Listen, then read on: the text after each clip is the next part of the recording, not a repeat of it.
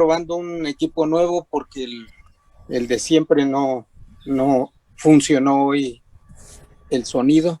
¿Me escuchan bien? Sí, Sí, profe. Bueno, entonces vamos a ver cómo resulta. Vamos a revisar los fármacos que se emplean para el tratamiento de la depresión y se les suele llamar, así como está el título de la diapositiva, fármacos antidepresivos, y también se les suele llamar fármacos para el tratamiento de los trastornos afectivos, como se les suele llamar también como fármacos para tratar los trastornos afectivos. Es que les pongo aquí el concepto de la palabra afecto, que proviene del latín affectus, y como se señala aquí, tiene que ver con el estado de ánimo, que es el producto de las emociones, como pueden ser la ira, el amor, el odio, y en particular el amor y el cariño.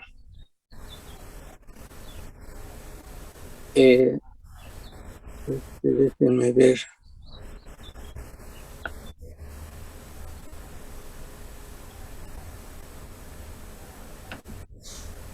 Bueno, los extremos de estos sentimientos son, por una parte, la elación, es decir,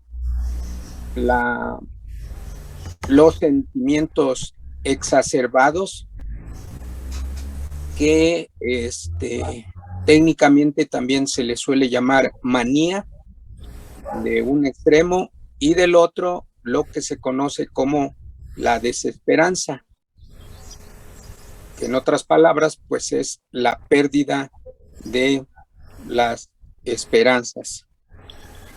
Cualquier duda que tengan, no duden en preguntarme, interrumpirme, etcétera. Existen al menos dos trastornos en los que lo que se encuentra alterado es el estado de ánimo, y uno de ellos se llama depresión endógena mayor. Como esta enfermedad solo se presenta con depresión, se le suele llamar unipolar, a diferencia del otro padecimiento que se llama enfermedad maníaco-depresiva, en donde hay cambios de un estado de manía a un estado de depresión y viceversa. Se le suele llamar trastorno bipolar. Aquí la farmacología que vamos a revisar solamente va a estar dirigida al tratamiento de la depresión endógena mayor. ¿Cuáles son las características de este padecimiento? Bueno, la incidencia de esta enfermedad o riesgo oscila entre el 10 y el 15%, y está fuertemente afectado por el nivel socioeconómico, el género, algunas características demográficas y otras más.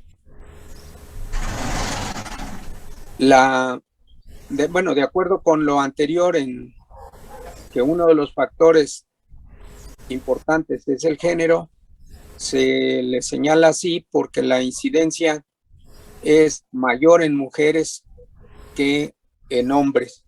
Se señala un intervalo entre 2 a 3 veces mayor en las mujeres que en los hombres. De quienes padecen la depresión endógena mayor, la tasa de suicidios llega a ser muy cercana al 16%. Y la edad promedio de este padecimiento es de alrededor de los 30 años. Ojo, dice edad promedio. Y algo muy importante que deben saber es que casi un tercio de los pacientes no responde al tratamiento con medicamentos. Son refractarios a la farmacoterapia y se tiene que recurrir a otro tipo de tratamientos. ¿Alguna pregunta?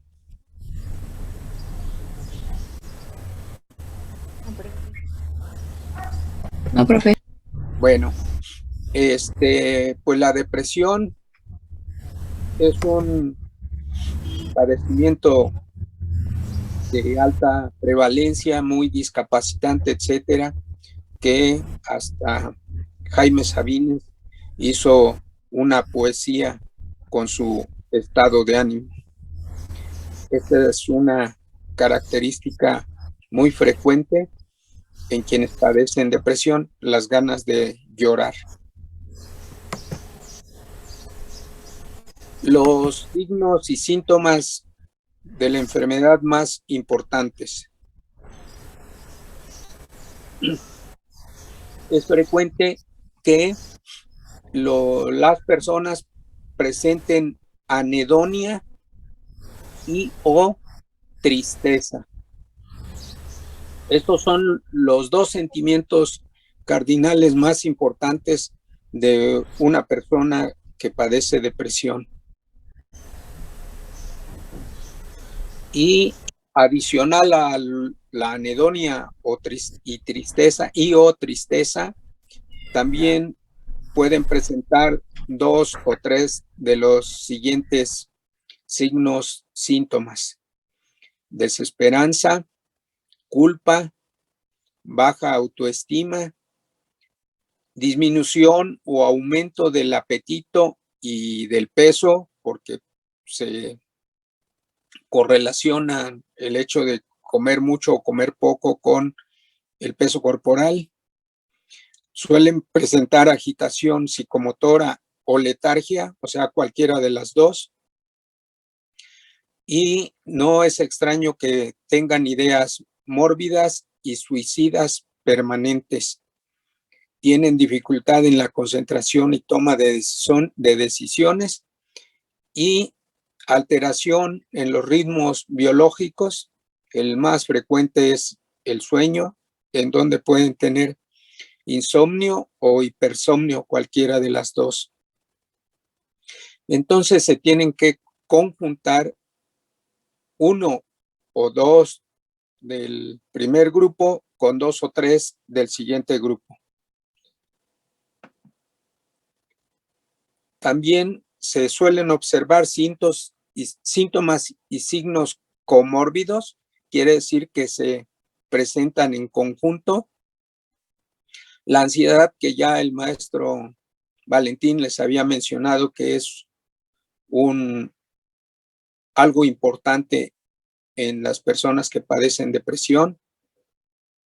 Disfunción sexual, déficit cognitivo, ritmos biológicos alterados. Aquí, bueno, ya les hablé del sueño, pero también pueden tener alteración en algunas hormonas, como vamos a ver, molestias somáticas y dolor.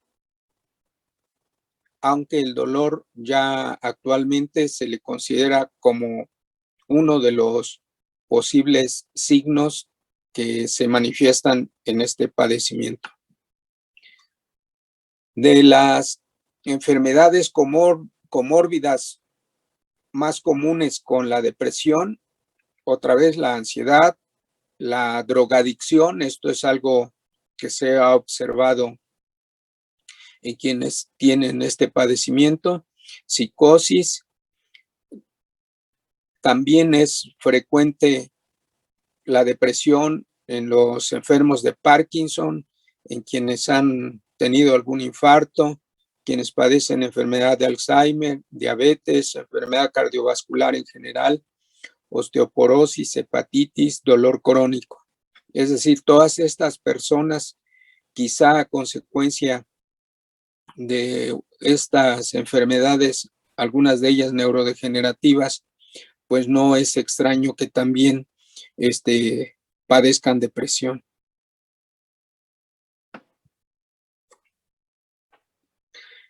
¿Qué es lo que lleva a una persona a padecer depresión? Bueno, más o menos son 3 los factores determinantes, más o menos afectan o influyen más o menos en 1/3 cada uno.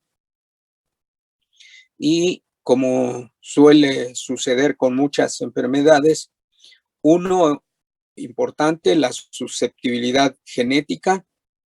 Otro es el estrés, particularmente durante la infancia, en donde se ha observado que el estrés por abandono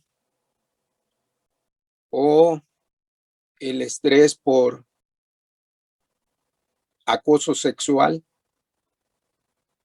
por abuso en la infancia y más otros factores ambientales son los que pueden llevar a desencadenar que una persona padezca depresión.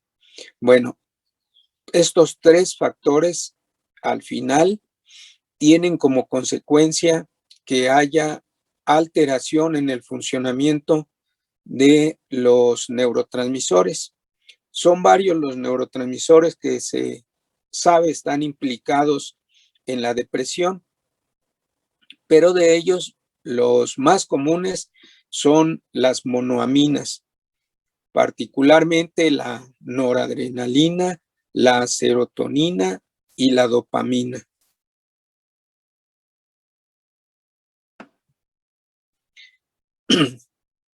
¿Cómo se origina esta alteración en el funcionamiento de las monoaminas, de estos neurotransmisores? E incluso las consecuencias o una de las observaciones más importantes en quienes padecen depresión, que es la disminución en la neurogénesis. Bueno, el planteamiento actual es que el fenómeno que inicia estos procesos es el estrés intenso, cotidiano, crónico, y como ya les había mencionado el maestro Valentín, pues esto trae como consecuencia una hiperactividad, en principio, bueno, como uno de las alteraciones, la hiperactividad del sistema hipófisis, pituitaria, adrenales. Existe una alteración en la producción de los glucocorticoides, incluso en la regulación de la actividad de este eje, como vamos a ver. Miren, ¿cómo se sabe que está alterado este eje?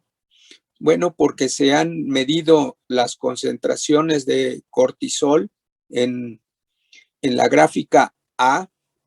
En la ordenada pueden ustedes ver que dice cortisol plasmático y está expresado en microgramos por 100 mililitros. Y en la abscisa están 3 grupos de personas. Están un grupo de personas sanas, y vean que este grupo de personas sanas, estos son los niveles de cortisol en su plasma, que son muy parecidos a las concentraciones de cortisol plasmática de pacientes que padecen algún padecimiento psiquiátrico, pero que no es la depresión. En cambio, el grupo en donde los datos, los puntos están en color rojo es la concentración plasmática del cortisol en pacientes que padecen depresión. Y vean las concentraciones de cortisol están muy por arriba de los controles y también de las personas que tienen algún padecimiento psiquiátrico, pero que no es la depresión. Bueno, entonces parece ser que la alteración de las concentraciones de cortisol es un resultado en particular en las personas que padecen depresión. Si se les mide, si se les hace un curso temporal de las concentraciones plasmáticas de cortisol, pasamos a la figura, a la gráfica B. En azul están las concentraciones de cortisol en personas sanas y vean que el cortisol, como seguramente lo vieron en fisiología humana, tiene un ritmo circadiano en donde las concentraciones más bajas del cortisol andan alrededor de las 12:02 de la mañana y las concentraciones más altas se observan al amanecer, alrededor de las 8 de la mañana. Y luego declinan con el paso del tiempo y se completa nuevamente el ciclo. Bueno, esto en azul es el ciclo circadiano del cortisol en voluntarios sanos. ¿Y qué pasa en los pacientes que padecen depresión? Es la curva que está en rojo. Vean que en los pacientes que padecen depresión, las concentraciones de cortisol todo el tiempo están por arriba de las concentraciones del cortisol de las personas sanas y que incluso la variación entre el máximo y el mínimo no es tan alta como en el caso de las personas sanas. Así que es un hecho que las personas que padecen depresión tienen una más alta concentración de cortisol, tienen hiperactivo el eje hipotálamo pituitaria adrenales. En la gráfica C es un experimento que se hace con el grupo de personas sanas y con el grupo de personas que padecen depresión.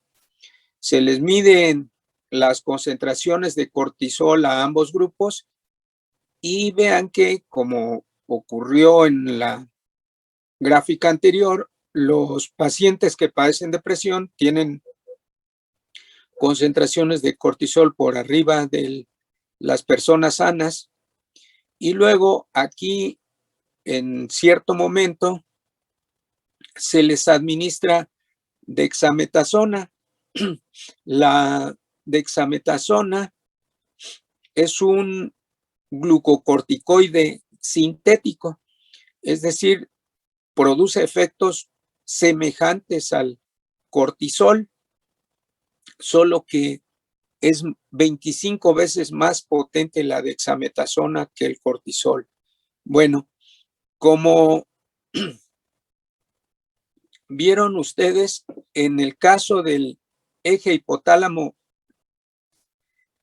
pituitaria adrenal, los glucocorticoides ejercen retroalimentación negativa sobre la adenohipófisis o pituitaria y sobre el hipotálamo. Entonces, cuando se administra dexametasona, esta dosis de dexametasona actúa como si se tratara del cortisol, como si súbitamente se hubiera elevado el cortisol, y en las personas sanas vean que se suprime la producción de cortisol, casi se reduce a cero y se mantiene durante muchas horas después de la administración de la dexametasona.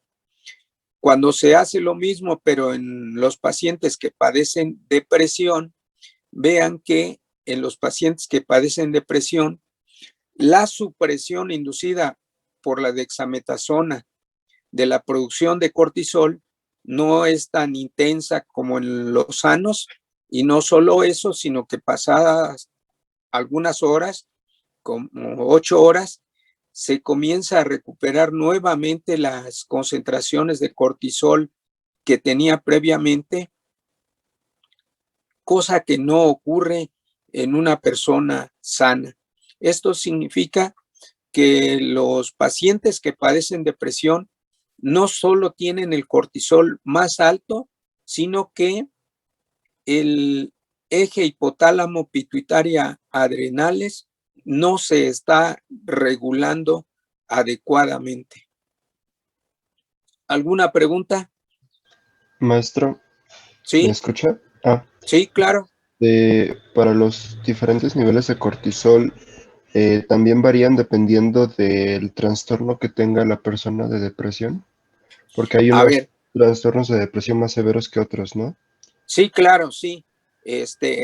Aquí, digamos que estamos hablando de la depresión endógena mayor, es decir, un nivel alto de este padecimiento. Sí, porque hay otros que se manejan como depresión, pero no son tan intensos, lo que se suele llamar como distimia. Sí es depresión, pero se podría decir que es depresión leve, a lo sumo moderada. Y aquí estamos hablando de la más importante, de la más intensa, digamos. Y sí, es probable que las concentraciones de cortisol sean proporcionales con la intensidad del padecimiento y con la cronicidad también, o sea, cuánto tiempo ha estado la persona en ese estado. ¿Queda claro? Sí, gracias, Bueno, maestro. de nada. Seguimos. Si no hay más preguntas. Bueno, miren, el hecho es que el estrés, aquí se señala acá arriba, no sé si alcancen a ver el cursor. Bueno, el estrés, que puede ser o deberse a que una persona esté en contacto con la adversidad desde niño, digamos, que tenga conflictos interpersonales, y algo muy importante que puede conducir a la depresión es lo que se conoce como aislamiento social, que tiene que ver o que tiene relación con lo que les comentaba en diapositivas anteriores, lo que se le llama abandono. Esto es lo que iniciaría la activación del eje.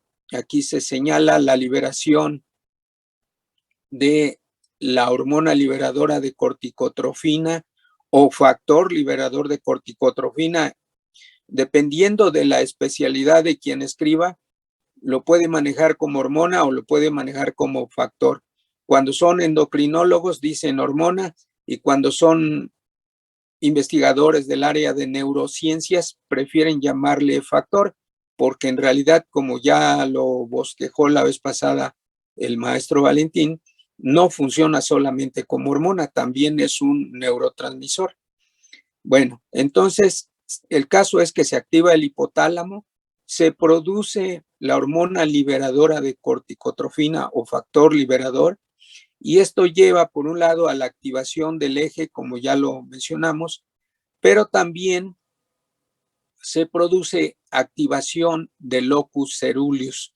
Recuerden que el locus ceruleus es el núcleo donde se encuentran los somas de las neuronas noradrenérgicas que inervan prácticamente a todo el sistema nervioso central y que incluso tienen conectividad con los centros de control de la división simpática del sistema nervioso autónomo, como se señala hacia acá abajo. Si pueden ver, aquí está dibujada la cadena de ganglios paravertebrales. Entonces, esta hiperactividad del sistema hipotálamo hipófisis adrenal va a traer como consecuencia la activación simpática, la activación del eje mismo, y esto va a traer como consecuencia que se produzcan un fenómeno semejante a la inflamación, que como el simpático, a través de la noradrenalina y en algunos casos de manera directa a través de las células dendríticas, pueden activar al sistema inmunológico. Y esto trae como consecuencia que se produzca un proceso proinflamatorio por producción de citocinas. Esta producción de citocinas puede llevar a la activación de el factor nuclear kappa B. Este factor nuclear kappa B es un factor que está involucrado en procesos infecciosos, procesos inflamatorios, procesos cancerígenos, y a consecuencia de la hiperactividad de este factor nuclear hay reducción en la producción de factores tróficos muy importantes como el BDNF y el CREP, que más adelante los vamos a hacer explícitos. Hay aumento de la excitotoxicidad. No sé si este término ya lo mencionamos, pero bueno, excitotoxicidad implica muerte neuronal inducida por la elevación de las concentraciones de calcio citosólico, y uno de los neurotransmisores que suele hacer esto con cierta frecuencia es el glutamato. Y vean aquí, también esto trae como consecuencia reducción en las monoaminas. ¿Cuáles? Las que ya mencioné: noradrenalina, dopamina y serotonina. Entonces, todo esto, estas alteraciones, la reducción de los factores tróficos, el aumento de la excitotoxicidad, la reducción en la actividad de las monoaminas, es lo que lleva a el estado de depresión.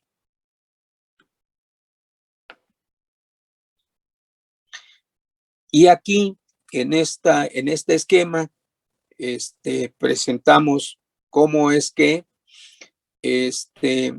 cuando el sistema nervioso central, particularmente la corteza prefrontal, vean, esto es muy importante, la corteza prefrontal es el sitio del sistema nervioso central, el sitio de la corteza, en donde se llevan a cabo la toma de las decisiones que una persona en particular tiene que tomar basado en su experiencia, basado en sus circunstancias, etcétera. Pero no es extraño, pues, que bajo estrés exista falla para enfrentarse con el estrés, y esto, como ya lo mencionó el maestro Valentín, lleva a activación de la amígdala y del eje hipotálamo pituitaria adrenales. Esto es lo que se señala aquí en este círculo dentado. Bueno, y de la activación de la amígdala y el eje hipotálamo pituitaria adrenales, la consecuencia, a través de lo que acabamos de ver, excitotoxicidad baja en los factores tróficos, lleva a afectación del hipocampo.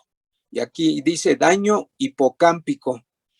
El daño hipocámpico consiste en que las células hay encogimiento o contracción de las células, muerte celular, y particularmente en este sitio, en el hipocampo, disminuye la neurogénesis, la producción de nuevas neuronas.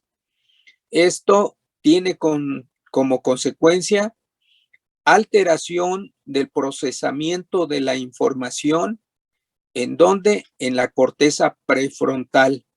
Esta alteración en los procesos de estos circuitos lleva o es lo que trata de explicar el hecho de que se tengan pensamientos mórbidos, que se tengan pensamientos negativos.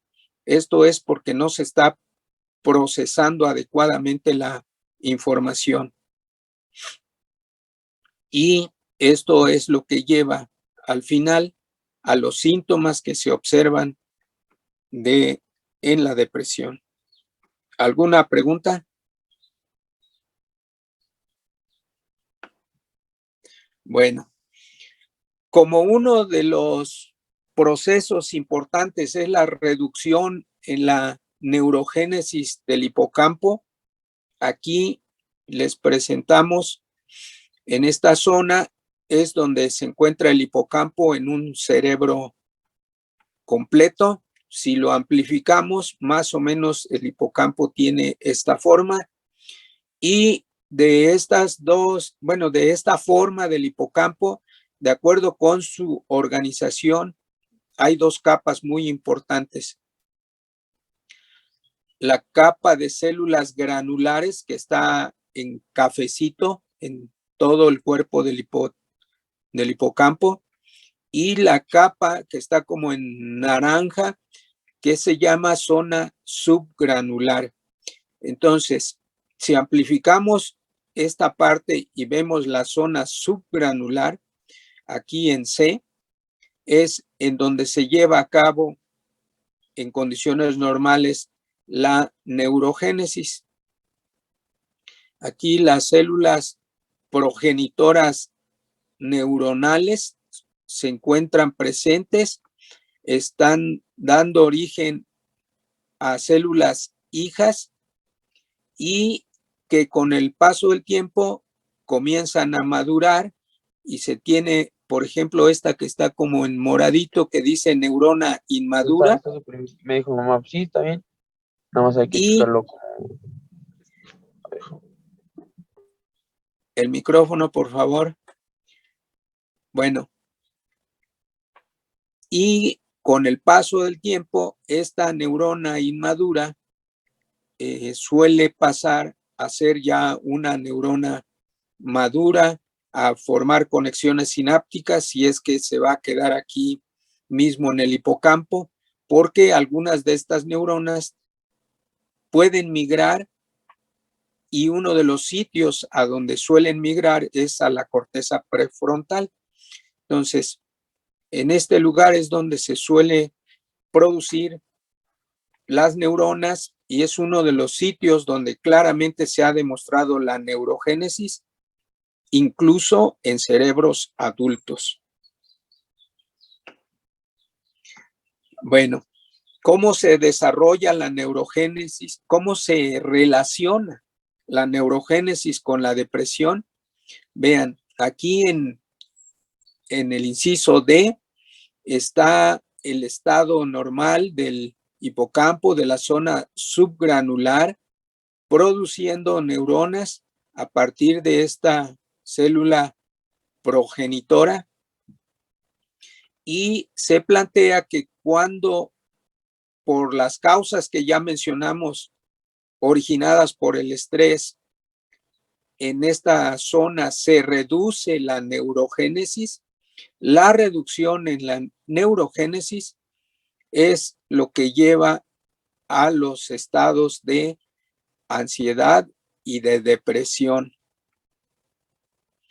Cuando a un paciente que padece depresión se le da tratamiento antidepresivo, entonces los tratamientos antidepresivos lo que hacen es restaurar la neurogénesis y con ello se mejora el estado de ánimo. Entonces, es muy importante que se restaure la neurogénesis. Se ha observado, se sabe que todos los tratamientos que funcionan contra la depresión son tratamientos que aumentan la neurogénesis. ¿Alguna pregunta?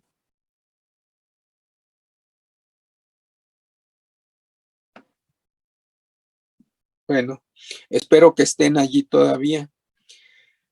En resumen de lo que les acabamos de decir, aquí está una neurona con sus dendritas, con sus botones sinápticos de un cerebro sano.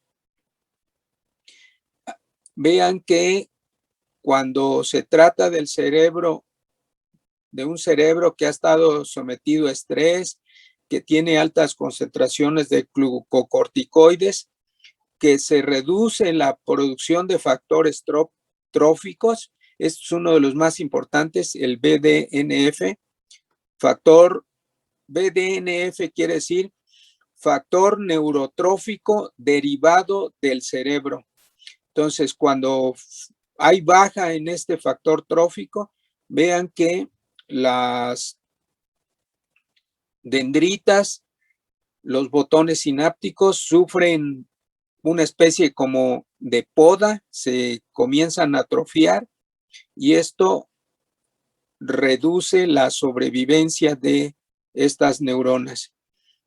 Con el tratamiento con antidepresivos hay aumento, aquí nada más señalan a dos monoaminas, la noradrenalina y serotonina, pero también las dopaminérgicas, aumento en la producción de este factor trófico y vean, las neuronas se recuperan y con ello el estado de ánimo.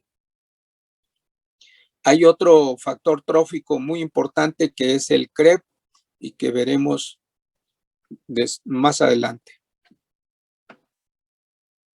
Bueno, ¿por qué se sabe o por qué se dice que son importantes las monoaminas?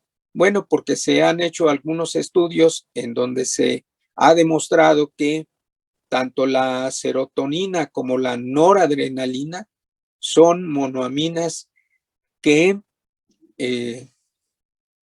definen o pueden definir el estado de ánimo de las personas. Miren, aquí se hizo este estudio con personas que padecen depresión y estas personas con depresión, había dos grupos de personas con depresión.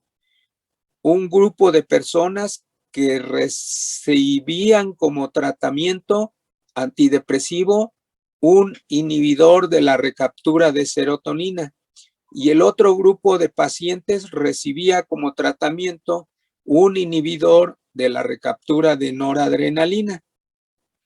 Entonces, estos dos grupos tratados con estos fármacos, después de cierto tiempo de tratamiento, han mejorado, o sea, ya se encuentran bien de estado de ánimo porque están bajo el tratamiento de un inhibidor de la recaptura de serotonina o de un inhibidor de la recaptura de noradrenalina, la barra café.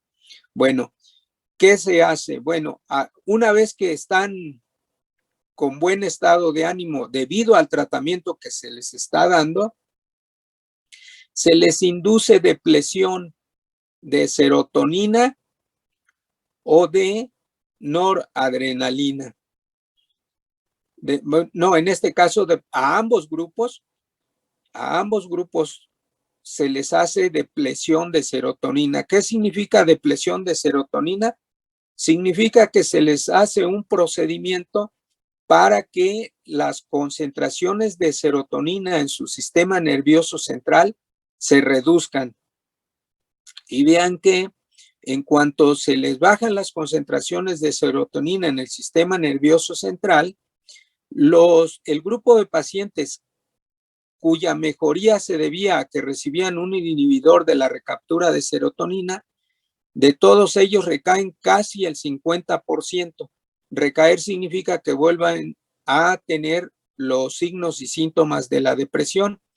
En cambio, el grupo que recibe como tratamiento un inhibidor de la recaptura de noradrenalina, a pesar de que le bajen la serotonina, sí hay un 10% que recae, pero es mucho menor que los que recaen y que estaban recibiendo serotonina. Digo, un inhibidor de la recaptura de serotonina.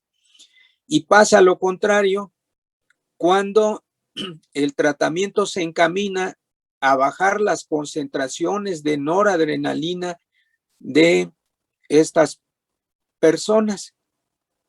Los que están recibiendo tratamiento con un inhibidor de la recaptura de serotonina, aunque les bajen la noradrenalina, prácticamente ninguno recae.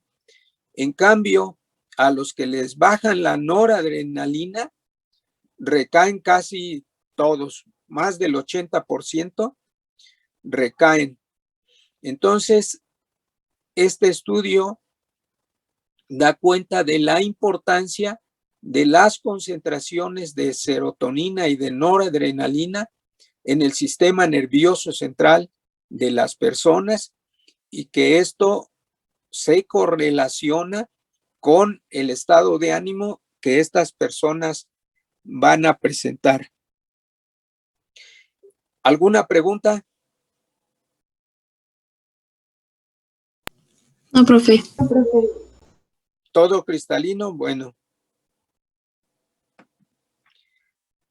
la serotonina, pues ya el maestro Valentín les había hablado que los somas, y bueno, también yo les había comentado que los somas de las neuronas serotonérgicas se encuentran en esta zona del tallo cerebral y los núcleos se llaman núcleos de Raffet. Hay muchos núcleos de Raffet. Para nuestro caso, el más importante es el que se llama núcleo de Raffet dorsal, que es el que envía las proyecciones hacia el sistema límbico y hacia la corteza cerebral.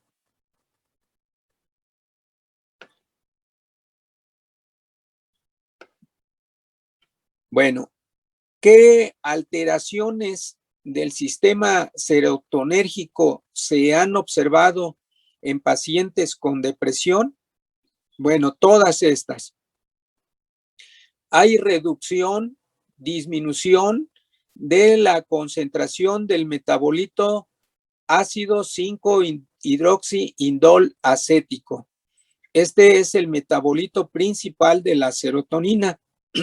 Entonces, en los pacientes deprimidos y deprimidos que se han suicidado, se observa que las concentraciones de este metabolito en el fluido cerebroespinal de estos pacientes está muy disminuido, lo que significa que la actividad de serotonina en su sistema nervioso central es baja. También se ha observado que hay un aumento en la densidad de los receptores 5-HT2, no solo en el sistema nervioso central, sino también en las mismas plaquetas de estas personas.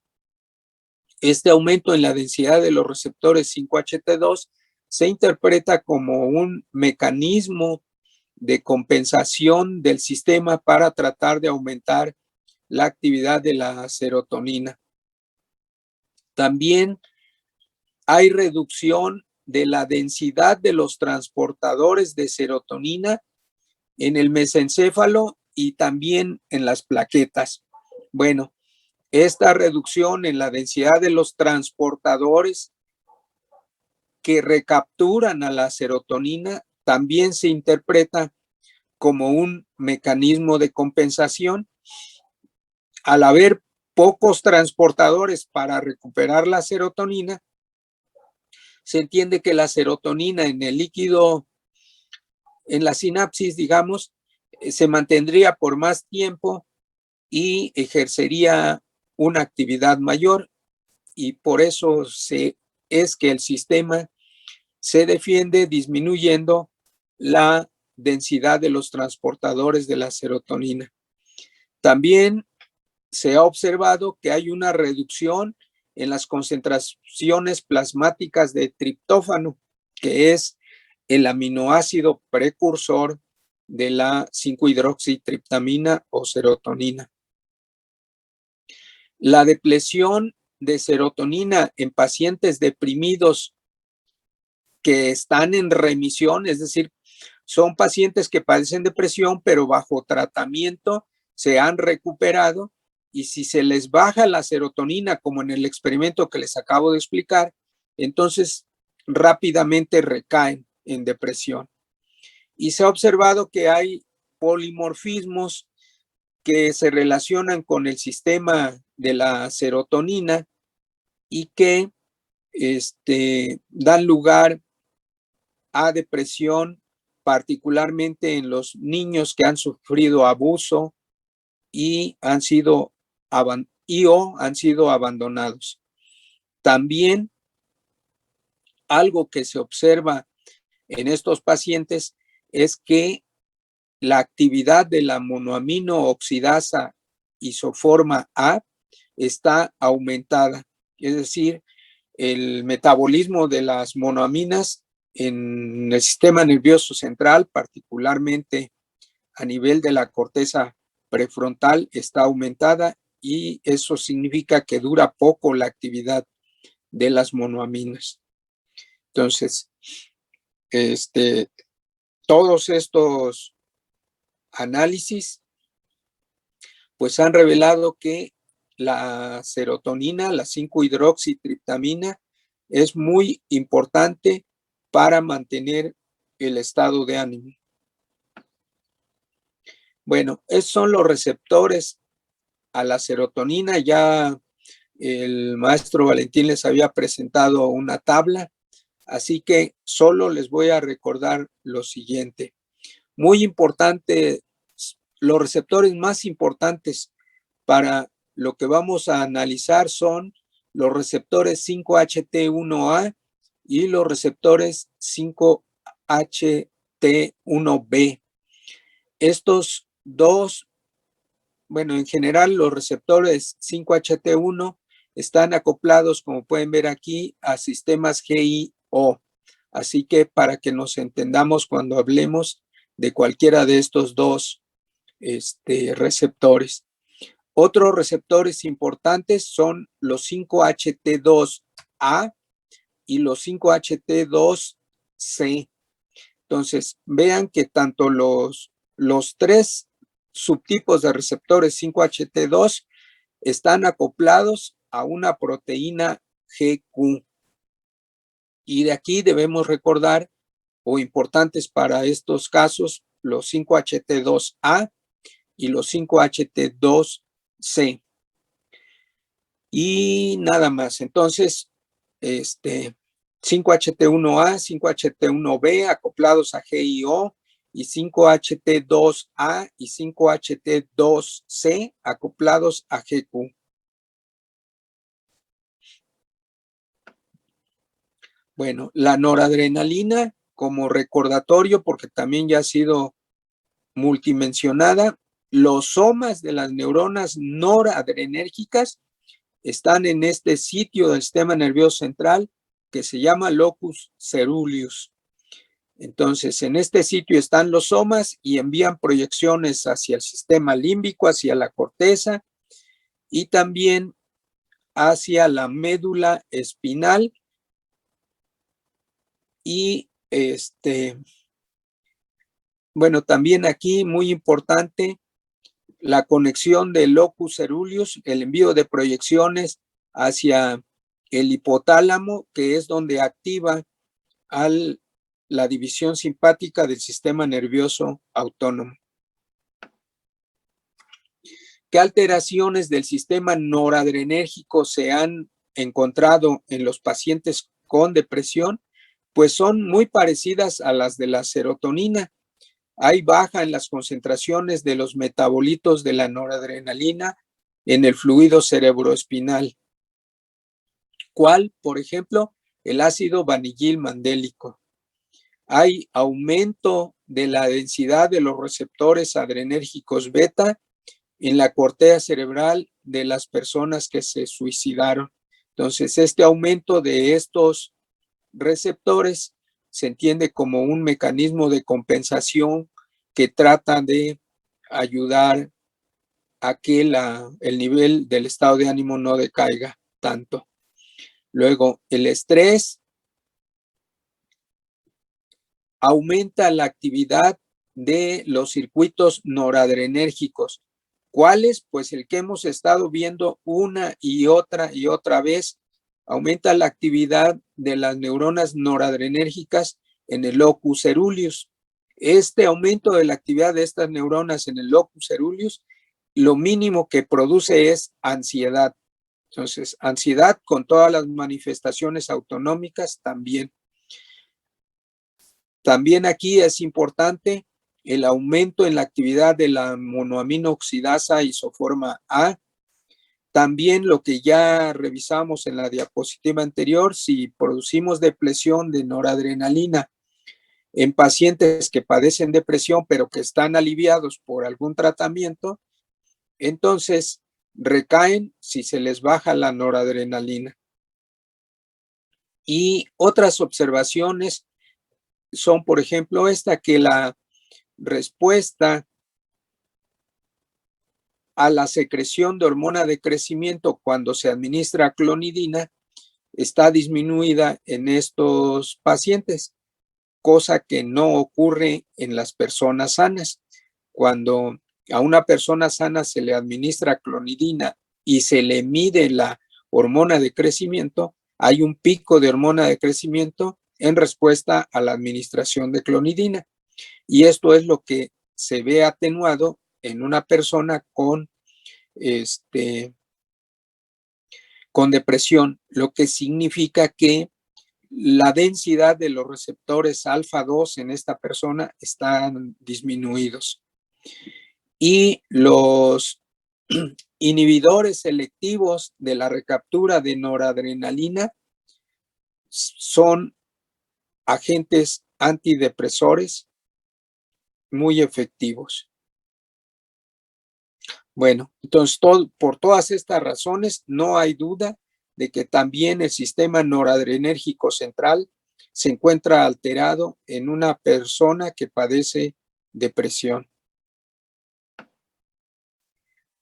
Y por otro lado, la tercera monoamina importante es la dopamina.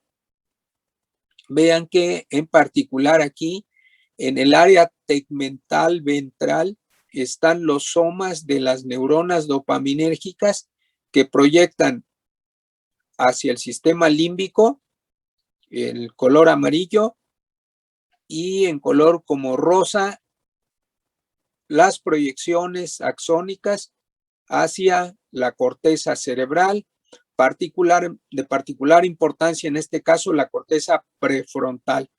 Entonces, estos dos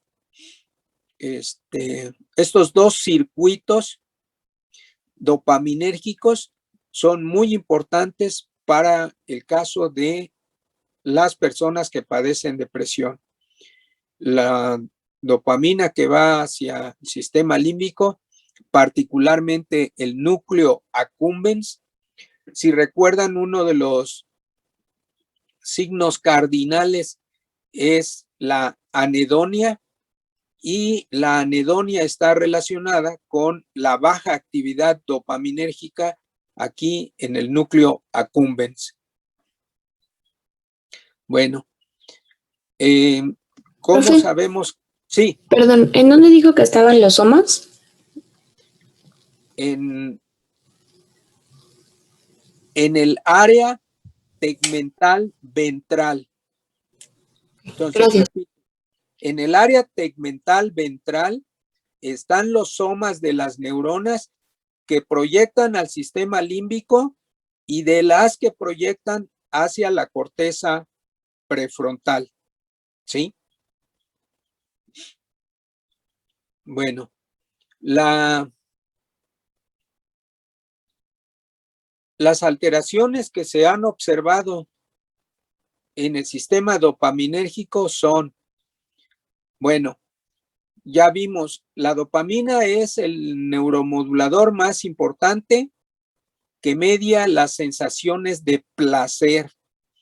y como uno de los signos cardinales de la depresión es la anedonia, pues no puede presentarse anedonia si el sistema dopaminérgico no está alterado, al menos funcionalmente. Entonces, el hecho de que la anedonia sea un signo muy frecuente en los pacientes que padecen depresión da cuenta de que la dopamina está alterada.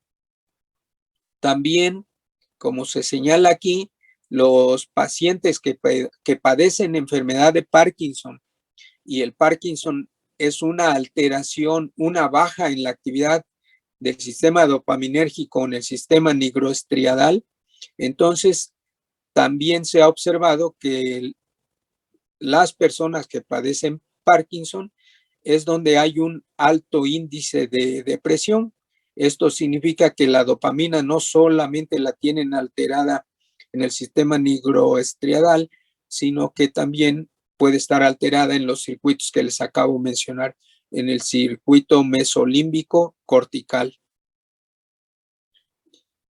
Hay reducción en el transportador de la dopamina como mecanismo compensador, así como en el caso de la serotonina y noradrenalina. También como mecanismo de compensación, aumento de la densidad de los receptores D2, D3 en el sistema nervioso central. También hay reducción de los metabolitos de la dopamina en el fluido cerebroespinal. También común a las 3 monoaminas, aumento en la actividad de la monoamino oxidasa tipo A, y los fármacos que aumentan la neurotransmisión dopaminérgica, como los inhibidores de la MAO, los inhibidores de la recaptura de dopamina y los agonistas dopaminérgicos, todos pueden ser, cuando menos desde el punto de vista teórico, útiles como agentes antidepresivos. ¿Tienen preguntas?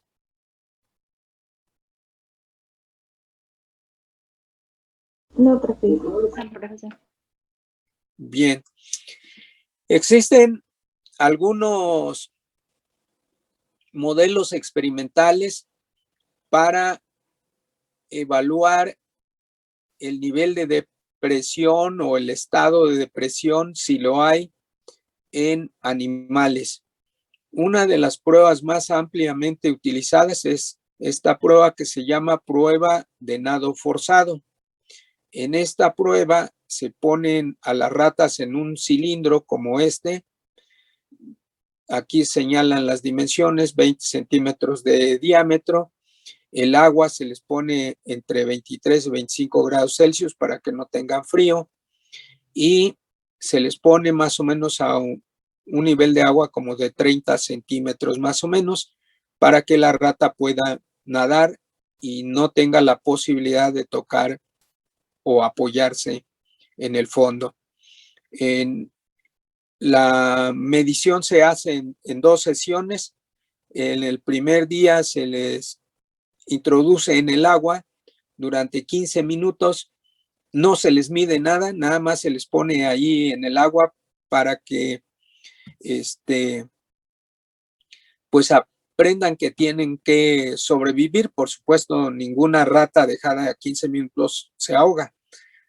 Entonces se les saca, se les seca cuidadosamente, se les pone en su jaula y al siguiente día solamente se les vuelve a introducir en el cilindro con agua, pero solo se les deja 5 minutos y se mide, de esos 5 minutos, se mide cuánto tiempo invierte la rata en nadar, cuánto tiempo invierte la rata en tratar de subir por las paredes del cilindro, eso se llama escalamiento, y cuánto tiempo permanece la rata inmóvil, sin nadar, nada más con los movimientos mínimos para flotar, sin tratar de escalar, y eso se le llama inmovilidad.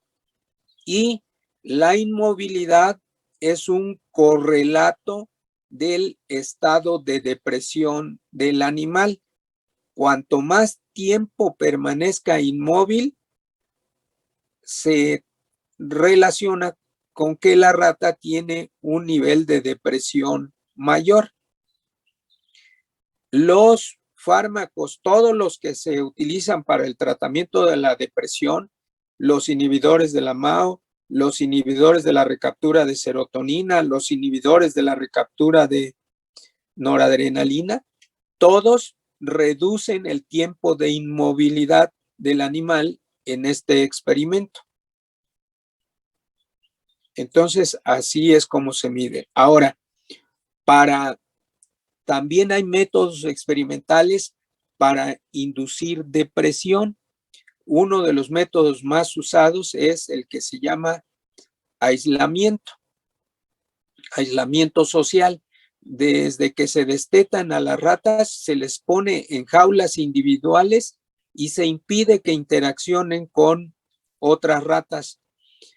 Que interaccionen directamente y pueden estar en el mismo cuarto, pero cada quien en su jaula, y esto induce lo equivalente en un humano a un estado de depresión.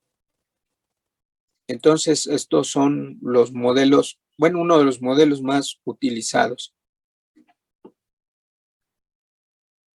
¿Alguna pregunta? Avanzamos. Si recuerdan, uno de los factores importantes para los pacientes con depresión es el aspecto genético. Aquí se hizo un estudio de el nivel de concordancia entre gemelos homocigotos en azul y gemelos heterocigotos en rojo. Entonces, si observamos aquí la depresión endógena mayor, vean que el nivel de concordancia en los gemelos homocigotos ronda el 60%, en tanto que en los gemelos heterocigotos anda por el 30%. O sea que si tienen el mismo genoma, si a uno de los gemelos le da depresión, al otro le dará con un 60% de probabilidad. Y vean que, en este caso no hay presentación de un grupo control. En todos los casos son grupos de pacientes con depresión, sean gemelos homocigotos o heterocigotos.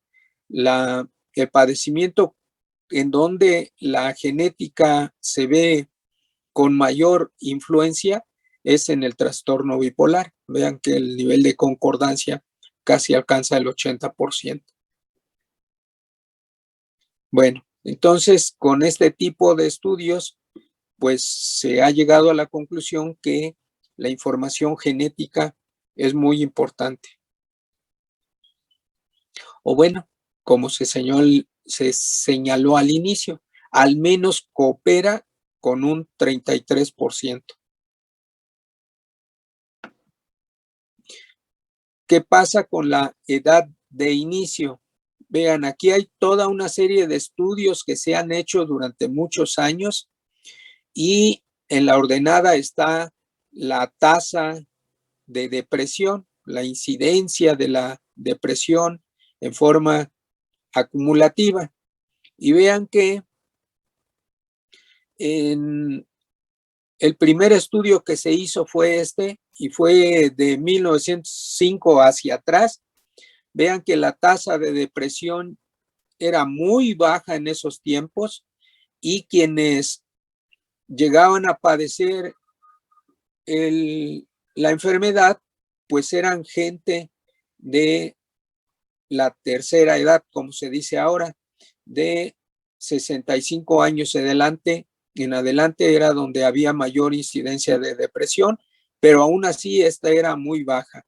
En la medida en que ha avanzado el tiempo, vean estos estudios que abarcan estos periodos en años, vean que la tasa de incidencia se ha ido incrementando. La pendiente del incremento es cada vez mayor con la edad, es decir, que a edades más tempranas se está presentando la depresión, y esto es lo más parecido a nuestra situación. No se ha vuelto a hacer otro recuento, pero vean que aquí ya la depresión inicia incluso en personas tan jóvenes, en adolescentes de 15 años, y a partir de allí se dispara, y vean que las tasas de depresión pues son cada vez mayores. ¿Alguna pregunta? Ya son 9:22. Aquí le vamos a dejar y mañana continuamos.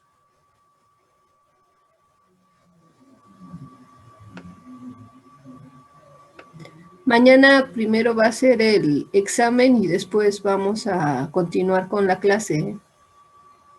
Bueno. Profesores, ¿cuánto tiempo nos van a dar para resolver el examen? 1 hora. Miren, en los exámenes que hemos estado haciendo de evaluación continua, se les ha dado 1 minuto por pregunta, ¿sí? Entonces, como los exámenes han sido de 10 preguntas, se ha cortado a los 10 minutos. El examen de mañana va a ser de 30 preguntas y se les va a dar el doble de tiempo, 2 minutos. Así que el tiempo para resolver el examen está determinado en 1 hora.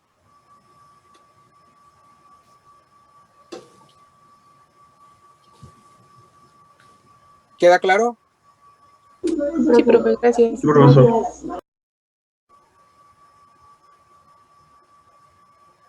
Bueno, entonces mañana nos veremos.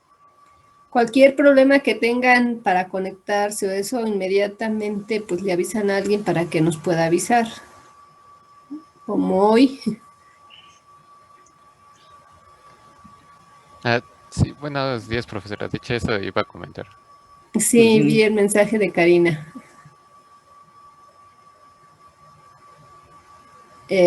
Pues te tienes que poner en contacto con el maestro Valentín, que fue el que aplicó el examen. Sí, le mandé un mensaje ¿Tienes privado. tiempo ahorita terminando la sesión? Podemos hacer tu evaluación. Sí, sí, es ahorita mismo mejor. Sí.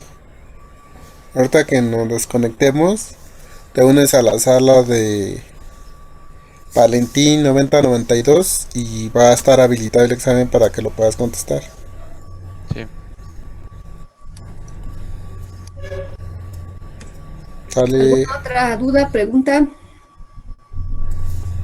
Sí, yo, del reporte, la introducción solo podía ser una cuartilla, ¿verdad? Sí. Ok, gracias. Bueno, una cuartilla de escrito. Información. Y tienen hasta media cuartilla más, o bueno, la cuartilla si quieren, para las fórmulas, ¿sí? Dependiendo Entonces, del número de fármacos, sí. Fórmulas aparte de lo que es escrito propiamente de la introducción, es una cuartilla nada más. Gracias.